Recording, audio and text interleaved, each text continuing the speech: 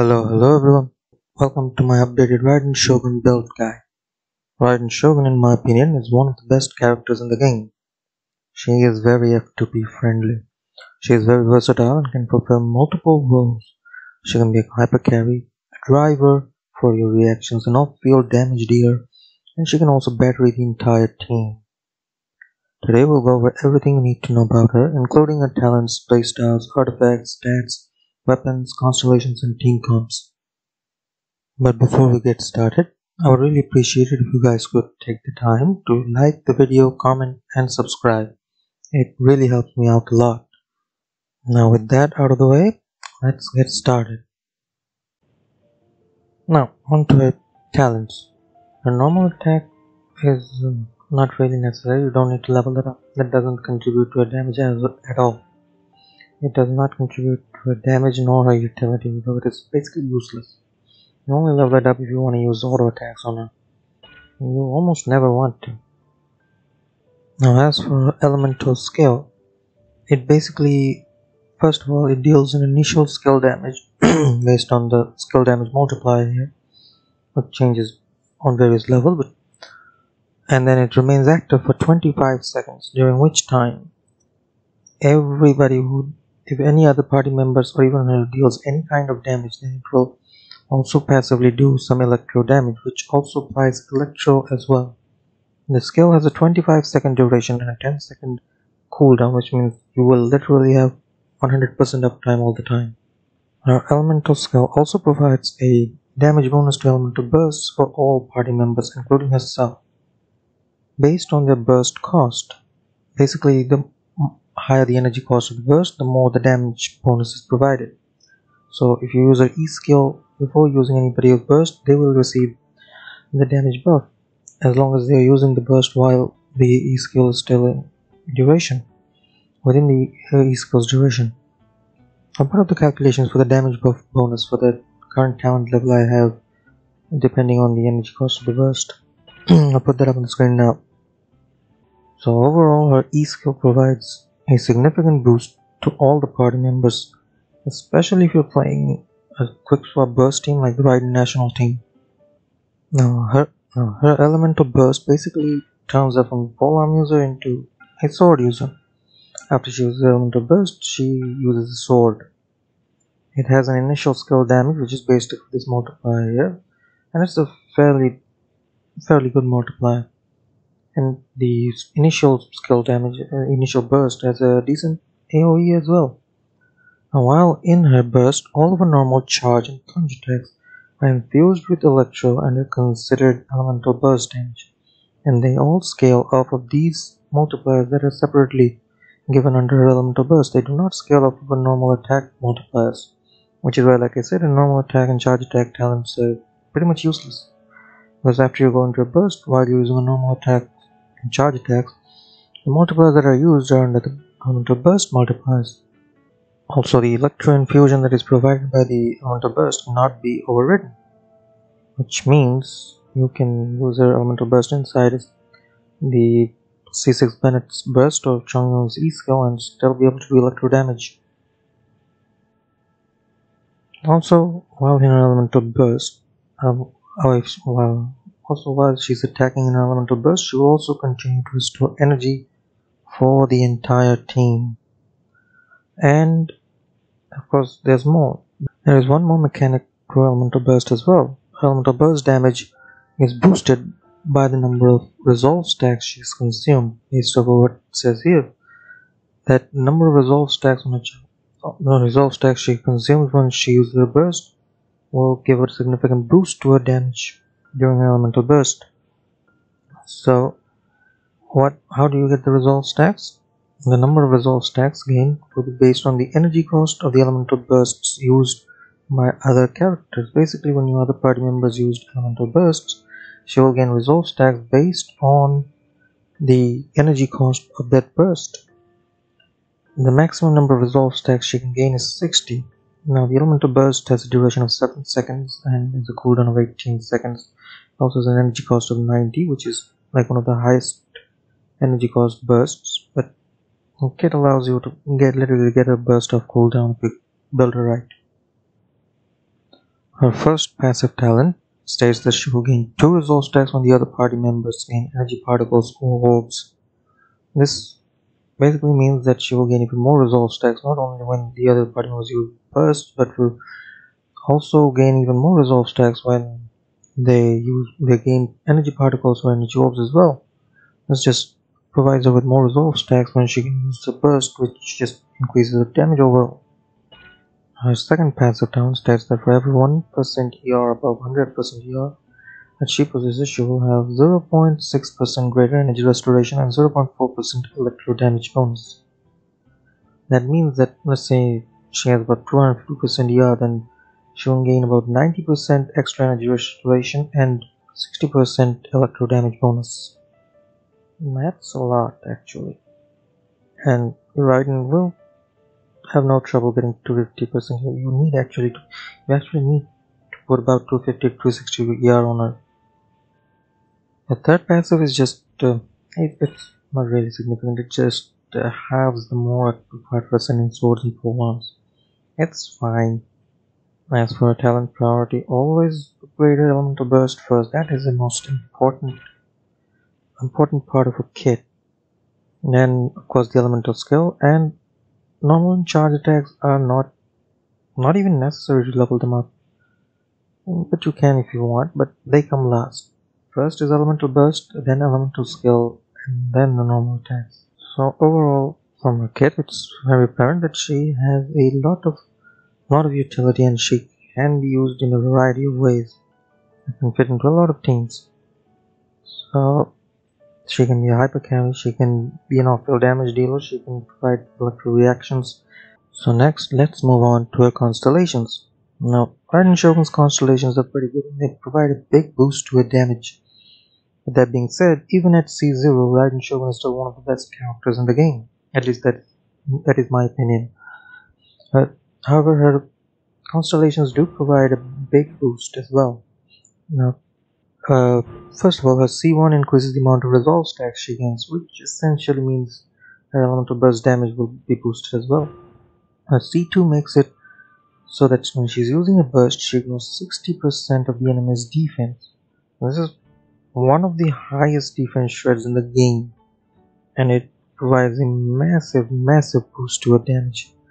And this literally makes her broken. You don't even need to go any further. This C2 alone makes her broken. And if you are going for constellations and don't want to go for C6, I'd say C2 is a pretty good place to stop. It provides more than enough damage. Moving on. Her C3 is a level boost for burst, which is just another damage boost. Her C4 provides an attack boost for all the other party members, excluding herself. This one is more of a team buff. C5 is a level boost for elemental skill, and her C6 makes it so that while she's in her elemental burst, her attacks will lower the cooldown of the elemental bursts of all the characters, including herself, on your team, which is just insane. Seriously. Now, once again, even at C0, Raiden Shogun is very good, but her constellations do make her broken. But even without them,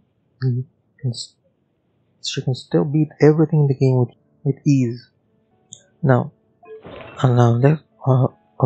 let's move on to artifact sets. Now, as for artifact sets, there's not really much to discuss here. The Emblem of the Severed Fate, rather the 4-piece emblem set, is her best in slot by far. It was tailor-made for her, and there is not another set that comes close to it. No other 4-piece set nor any combination of 2-piece sets comes close to it in any margin. It is by far and wide the best artifact set she has, and you should definitely farm this artifact set for her. And also the domain is pretty resin efficient, as the other set that is present in Shiminawa's Reminiscence set is also a pretty good set that is useful on a lot of other characters as well. Now, the 2-piece bonus for this set, the Emblem of the Severed Fate set, is 20% ER bonus, and 4-piece set increases elemental burst by 25% of her current energy recharge, which caps out at 75%. So if you can say get like 300% ER on us, you will have about another 75% damage boost to elemental burst, which is pretty nice actually. But it does cap out at 75%, so if you put like say 400% ER on her, then she won't get 100% boost, she will still just get 75%. So going over 300% is just a waste. But realistically speaking, you only need about 250 to 260 ER, maybe 240 to 260. Now, as for substats, crit rate and crit damage of course always take priority. And as for the substats, ER and attack percent are also pretty good. You need to get about 240 to 260 ER on her, so try to get that. If you can get that from substats, that's good. If you are lacking ER a bit, then you can use an ER sands. But if you can get to 240 to 260 ER, then use an attack percent sands. And if you're using an ER sands and your attack is low, then you can use an attack percent goblet. Otherwise, just use an electro damage goblet. That's pretty much it. Of course, with the release of Dendro, there is also another build that is used recently, that is the full EM build, where you just use EM, Sands, Goblet, and Circlet to put a full EM build on her and use her as an off-field driver for Dendro reactions. So that's also another build that is now viable after the release of Dendro. Now let's move on to her weapons. Now, I'm not gonna go too in-depth into her weapons. Her best in slot is obviously her 5-star signature weapon, the Engulfing Lightning, which basically has ER as one of its secondary stat and provides a huge boost to her damage. Overall, it is her best in slot. The best free-to-play weapon for her is the R5 Catch, which you can get for free through fishing. Now, the other weapons, I'm just going to put up a chart of the damage scaling on the screen here and check it out and see which one you want to use. But by far, if you can get her weapon, get her. That is always going to be best for her. And if you cannot get any 5-star weapons or any of the weapons that are better than the catch on this chart, then get the catch. It's free. You can get R5 for free just by fishing. Now let's move on to her team comps. As I've said in the beginning, Raiden Shogun is a very versatile character and can fulfill different roles. She can fulfill multiple roles, which makes her viable to fit into a lot of different team comps. Now, one of the popular team comp would be the Raiden Hyper Carry team, which consists of Raiden Shogun and Electro support like Kujosara, Official, or Miko, out of which Kujosara would be the best pairing for her, especially if you have C6 Kujosara, especially if you have C6 Kujosara, but any other Electro support would work as well. And third slot is a animal support who can swirl the electro and trigger up the effects of the 4-piece Veritas and Venerus set. And the fourth is a flex slot, which you can use an attack buffer like Bennett or a healer as well. Now, another very popular and strong free-to-play team is the Raiden National team, consisting of Raiden Shogun, Xingqiu, Bennett, and Xiangling.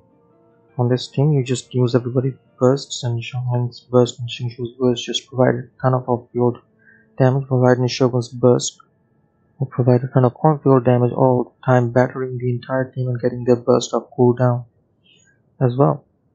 This is a very popular team and very strong. It's also very FTP friendly because the characters are 4 stars and are easily accessible as well. With the release of Dendro, another popular team that has become popular is the Hyper Bloom team, consisting of a full EM build Raiden, where you use Raiden Shogun, a Dendro character,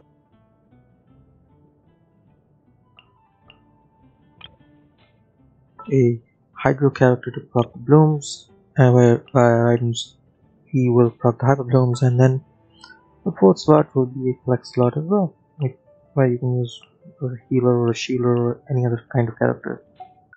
So, with all that out of the way, overall, Raiden Shogun is very strong, if not one of the strongest characters in the game. She is very versatile and can fulfill multiple roles, and in my opinion, she is one of the best characters, if not the best character in the game so far.